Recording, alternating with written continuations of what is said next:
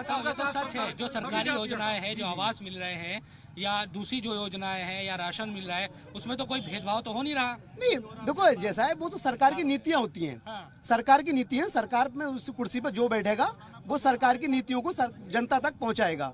मेरा मकसद सिर्फ ये है कि आज अखिलेश यादव का सारा यादव तो बीजेपी में भाग गया, अब वो किसके ऊपर खड़े हैं? वो हमारी बातें मैनिफेस्टो में दाखिल करेंगे। मुस्लिम मसाइल, क्या क्या मसाइल? हमारे मसाइल ये हैं कि जो मुजफ्फरनगर में उन्होंने दंगा कराया, 457 दंगे कराए, हमारे लोग जेल गए, क्या उनकी रिहाई होगी?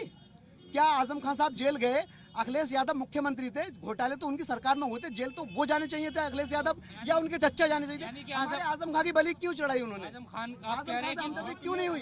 जिस आजम खान ने सबसे ज्यादा सबसे हमने यूनिवर्सिटी के लिए 10 दिन यूनिवर्सिटी में रहे हम, और यूनिवर्सिटी को हाँ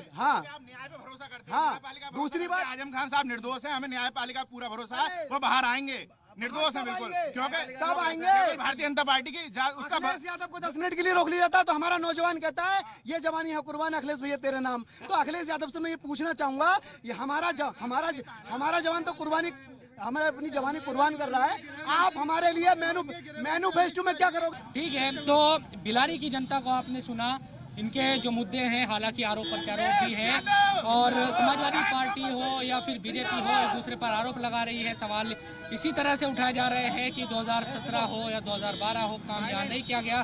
सपा कह रही है कि हमने काम कराया। इसके साथ साथ 17 से 22 तक का जो काम है, क्योंकि स्थानीय जो विधायक है समाजवादी पार्टी के विधायक है, तो ये कह रहे हैं चूंकि बीजेपी की सरकार थी इसलिए यहाँ योजनाओं का फायदा नहीं मिल पाया। तमाम तरह के आरोप हैं, लेकिन ये बात सच है कि जो मुद्दे हैं वो यकीनन चुनावी सीजन में हर कोई उठा रहा है और अपने तरीके से बातें रख रहा है।